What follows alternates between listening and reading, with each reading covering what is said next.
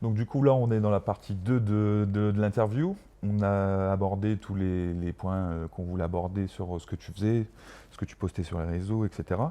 Et là on va passer sur la partie 2, donc un peu plus détente, tranquille. Je vais te poser des questions, c'est chill. C'est plus on veut connaître qui t'es quoi, derrière Canarchive, qui y a. Il n'y a pas de. Il y a pas de bonne ou de mauvaise réponse, c'est vraiment Yes. tranquille. Tu vois. Si tu étais un livre, Un codex. un codex, bah. Carré. Si tu étais une question, Elle est où la weed?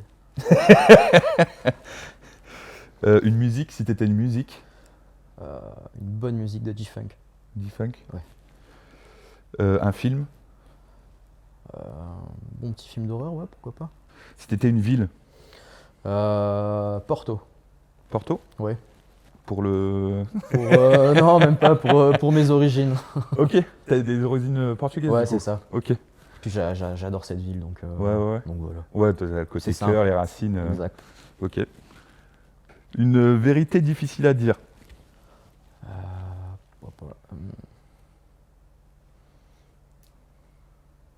Bah le cannabis fait du bien, mais ça peut faire mal aussi. Donc Ouais, carrément. il faut le dire. Donc Ouais. Ça, c'est pas rempli de calcium non plus, quoi. exactement. Faut savoir le maîtriser, faut savoir le consommer. Ça, on est d'accord. C'est pour ça. De fou. Et si t'étais un objet? Une belle plante utile pour toutes les civilisations et qui a une bonne odeur, ouais. Ouais, tu serais ça. Ok. Quel impact tu aimerais laisser Bah, vraiment redorer la mémoire du cannabis, Du tout cannabis, simplement, vraiment. Là, on passe au deuxième jeu, le vrai ou Yes. faux. Donc, je vais te poser des questions, tu me dis vrai, faux, et surtout, tu m'expliques pourquoi, quoi. Ok. Est-ce que tu observes plus que tu parles? Vrai, effectivement, bah, ne serait-ce que par les recherches, c'est Hmm. d'abord de l'observation, de la recherche, mais de Ouais. l'observation. Et enfin, c'est vraiment la démarche de mon travail sur Canarchive, donc ça définit, enfin, ce que tu me dis là, ça définit un petit peu mon travail. Mhm. C'est j'observe et ensuite je vais analyser, donc Ouais, je vais carrément. parler, quoi, je vais dire les choses, mais d'abord un travail d'observation. Et après, tu t'organises tout, et après, là, Exactement. tu peux commencer à parler, quoi. Le doute est une forme d'intelligence, vrai ou faux? Vrai. Il faut se questionner, il faut partager aussi, se questionner, voir un petit peu les avis de chacun pour pouvoir façonner sa propre idée. Parce que bon, se positionner sur des idées sans même se rencarder avant, Ouais, bien sûr. ça, Ah ouais. ça fonctionne pas. Moi, je doute tous les jours. Est-ce que tu as déjà changé d'avis sur un avis important, vrai ou faux? Oui ou non? Oui, ça m'arrive quotidiennement. Est-ce que tu passes beaucoup de temps seul? Oui, quand même. Après, j'ai ma petite famille, enfin j'ai ma vie de famille, Ouais.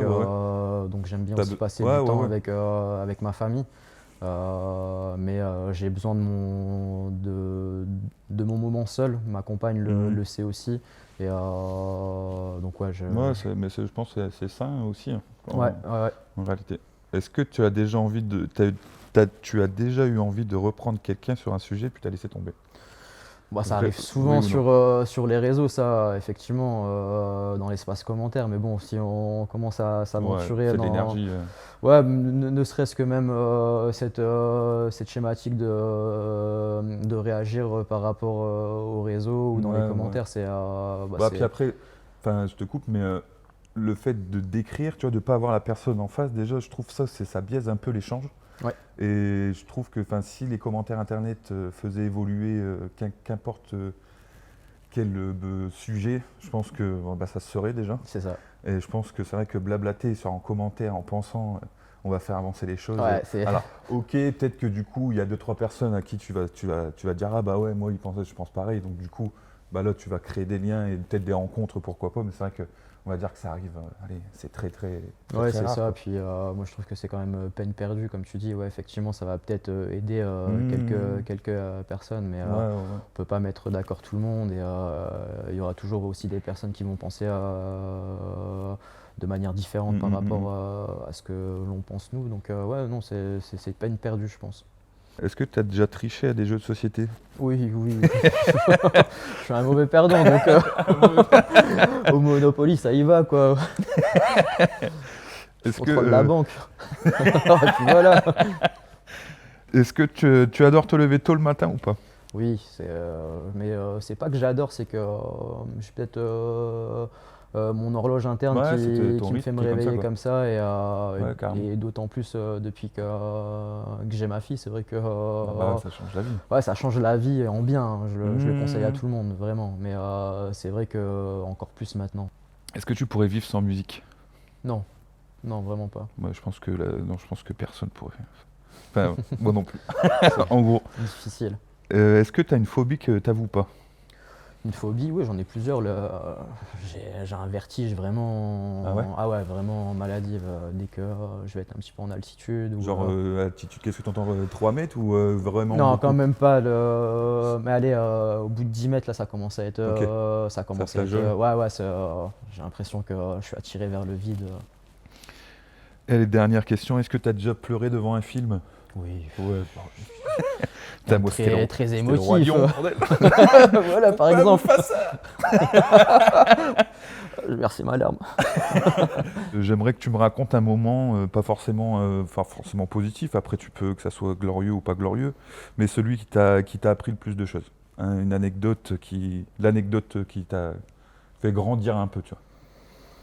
Peut-être pas grandir, mais si je devais donner un moment comme ça qui m'est arrivé en lien avec l'univers du cannabis, c'est vraiment peut-être mon voyage aux États-Unis pendant la pandémie du Covid où il m'arrivait que des conneries là-bas, mais vraiment et lié avec le cannabis. Après, j'étais peut-être mal rencardé ou je sais pas, mais effectivement, il m'est arrivé pas mal de soucis avec la police là-bas à cause de ça.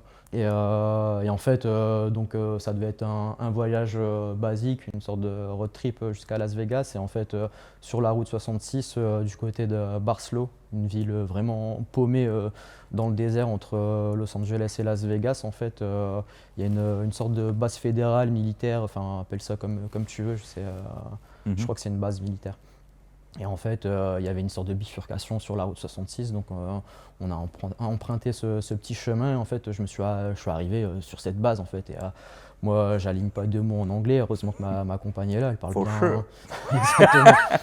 Donc pris de court un petit peu. En plus, bon, j'étais un petit peu jeune et con, je faisais pas trop attention. Donc j'avais fumé juste avant, j'étais bien enfumé. Dans la voiture, ça sentait beaucoup. Et en fait, bon voilà, le problème, c'est enfin des conneries de jeunesse, mais le problème, c'est que je suis arrivé là-bas, le mec il me demande de faire demi-tour et tout, moi je comprends que dalle. Ma copine, Ouais. elle n'était pas trop en état non Bah, plus regarde, de me renseigner sur ce qu'il me disait. Donc, moi, j'ai pas fait attention que je rentrais dans une sorte de base fédérale. Et en fait, avec la voiture, je suis rentré en fait dans ce bordel. Et en fait, ils m'ont fait vraiment un film sale à l'américaine, boulot. quoi. Ouais, ouais. Donc, j'ai même pas eu le temps de faire 100 mètres. Je me suis retrouvé encerclé par je sais pas combien de voitures de police fédérale. C'est même pas la. Après, je sais pas trop comment ça se trame aux États-Unis, mais ouais, vraiment police fédérale, donc sortent les armes et tout. Impressionné en tant que petit Français de se retrouver dans une situation comme ça. Et en fait, aux États-Unis, il faut faire très attention, surtout dans cette ville-là. Quand tu veux rejoindre Las Vegas, il y a cette petite base militaire fédérale. Enfin, je sais pas trop encore à l'heure actuelle ce que c'était exactement, mais qui est là. Et moi, j'avais ma consommation dans la voiture, le coffre. On revenait de Los Angeles, on s'était un petit peu fait plaisir, quoi. Et en fait, les mecs ils me font comprendre que finalement on est sur une base militaire, fédérale. Donc tu vois, ça peut être légal en Californie où est-ce que je suis et tout, mais ici, genre sur là où est-ce que je suis, tu vois, c'est pas légal. Et à partir de là, s'en est découlé plein de problèmes entre guillemets sur t'as place. été fiché un peu. Ouais, c'est ça, limite à ce qu'ils nous appellent le ICE de l'époque. Donc voilà, je devais me faire juger ils sur montent vite place. en température, j'ai l'impression. Ouais, c'est ça, c'est vraiment, tu sais, comme dans les films où tu fais ils ta imaginent le faute pire, j'ai l'impression, et donc du coup, ils sortent tous les artilleries. c'est surtout, Après, moi, je connais pas, tu vois, surtout on est vraiment tombé sur la base où il fallait pas aller, quoi. Ouais, voilà, vraiment, fallait pas mettre les pieds là-dedans, quoi. Et on a fait la connerie, donc. Donc cette expérience maintenant.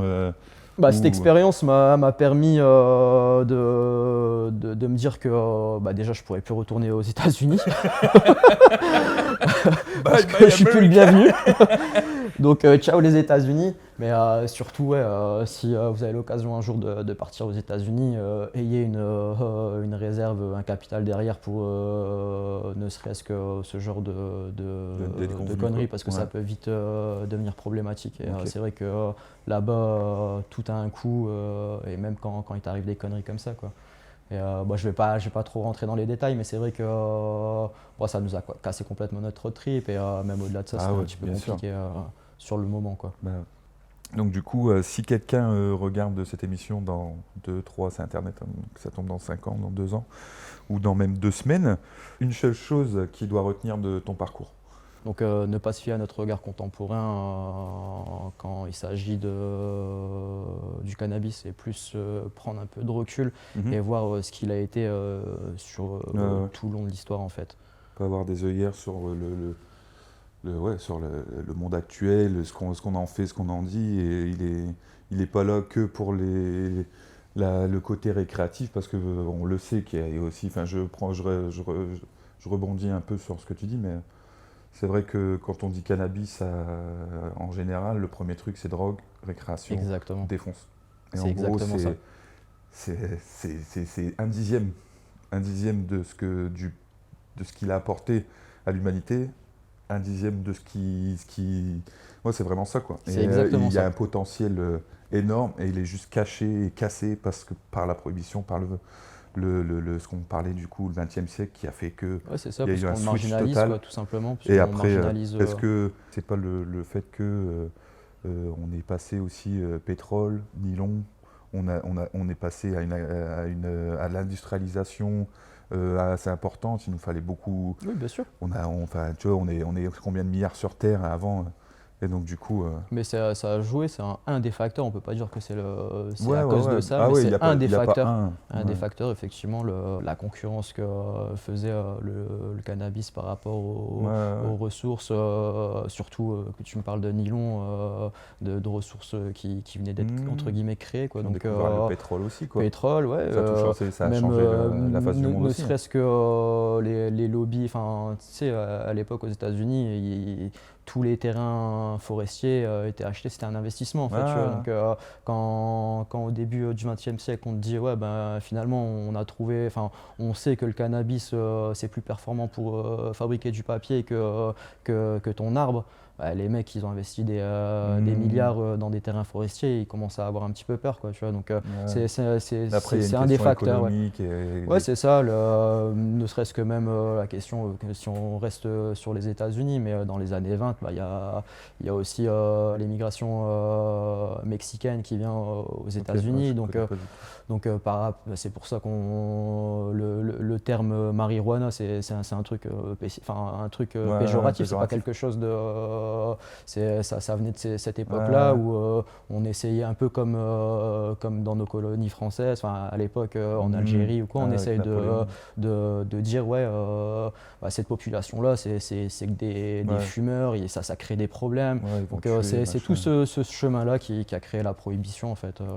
C'est pas un élément spécifique, mais quand on reprend tous ces éléments-là, à aucun moment on s'aperçoit qu'on parle de santé ou de problèmes liés au cannabis par rapport à la santé. Il y a énormément d'études qui ont été faites à la fin du 19e, au début du 20e, même par la suite, même quand on est rentré vraiment dans la prohibition, il y a encore des études qui ont été faites. je crois que le fait d'isoler le THC, c'est quelque chose d'assez récent, je crois, c'est à partir de 1960, je crois. C'est Mechoulam Raphaël Mechoulam qui a isolé la première fois en 1963. Voilà, c'est ça, c'est quelque chose. Après, c'est par rapport à. Ça, c'est encore un autre sujet, mais par rapport à l'opium, c'est quelque chose de beaucoup plus compliqué. Après, c'est la médecine moderne qui a fait que, tu vois, avec les microscopes, tous les trucs. Là, je pense que c'était. Quand on parlait de médecine moyenâgeuse, etc., là, on était sur des cataplasmes où ça restait quelque chose de très naturel. Là, après, c'est vrai, on a les temps modernes, le progrès a fait que on a été outillés. De toute façon, l'évolution de l'homme, c'est les outils qui font que, tu vois. Et je pense que c'est ça aussi, dès qu'on a pu voir comment ça marchait, à partir de là, c'est pour ça que même médicalement, je pense qu'ils se rendent compte que ça peut être intéressant parce qu'ils savent comment ça fonctionne.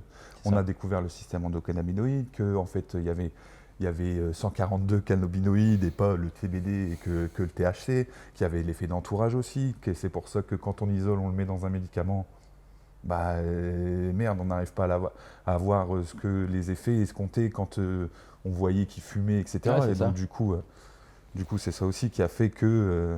Mais par rapport à ça, oui, effectivement, il y a une question technique, donc c'était peut-être plus facile d'isoler les opioïdes par rapport après, c'est la médecine moderne, entre guillemets. Ouais, c'est ça, c'est aussi la médecine. Mais quand on voit cet aspect de la médecine, à aucun moment on parle de, oui, effectivement, le cannabis, c'est mauvais, ou ça va tuer, ou quoi que ce soit. Non, il n'y a rien de ça. Au contraire, on a des études qui nous prouvent clairement, des études scientifiques qui nous prouvent clairement tout le contraire. Donc tous ces sujets-là qu'on entend encore, même maintenant, je sais pas, j'étais tombé cette semaine sur une vidéo d'un type qui parlait, je sais pas dans quel domaine il se situait, mais qui disait que oui, effectivement, le cannabis tue. Les mecs, même au 19e siècle, ils ont fait des tests. À aucun moment, il y a eu une mention d'essai ou quoi que ce soit. Donc arrêtez. Après, j'ai déjà eu des échanges aussi avec des gens, tu vois, où est-ce qu'ils étaient un peu dubitatifs à ce niveau-là, mais je pense que si tu consommes du cannabis et de l'alcool et que tu as un accident, je pense que c'est pas le cannabis qui t'a tué, là, c'est ton comportement et c'est comment tu l'utilises, tu vois. Je pense que quand on demande à une personne, quand on dit on veut prouver ça, là, moi, je te parle de la molécule, de l'effet qu'il a sur le corps et que si tu le fumes 10 kilos, mec, tu t'endors, c'est tout, tu vas pas mourir.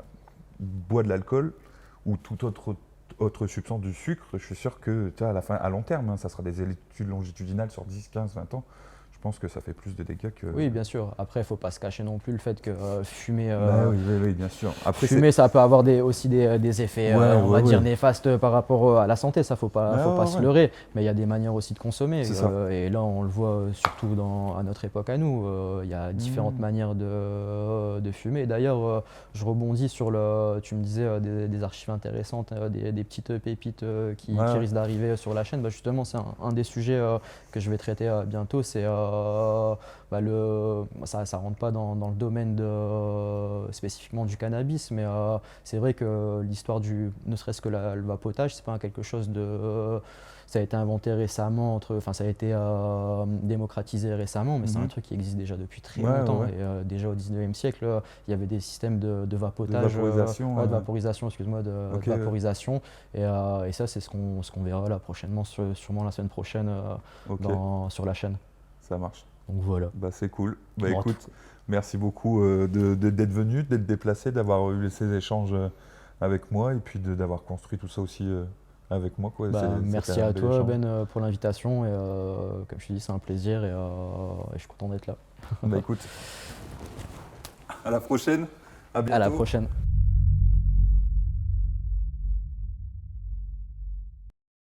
Merci de nous avoir suivis. Si vous êtes encore là à nous regarder, c'est que vous avez aimé l'émission. N'hésitez pas à vous abonner, partager, laisser des commentaires sur les personnes que vous aimeriez voir à l'antenne, qu'on leur pose des questions. Et puis n'hésitez pas non plus à nous suivre sur les réseaux. Tout va s'afficher de toute façon sur l'écran. Donnez-nous de la force. À bientôt.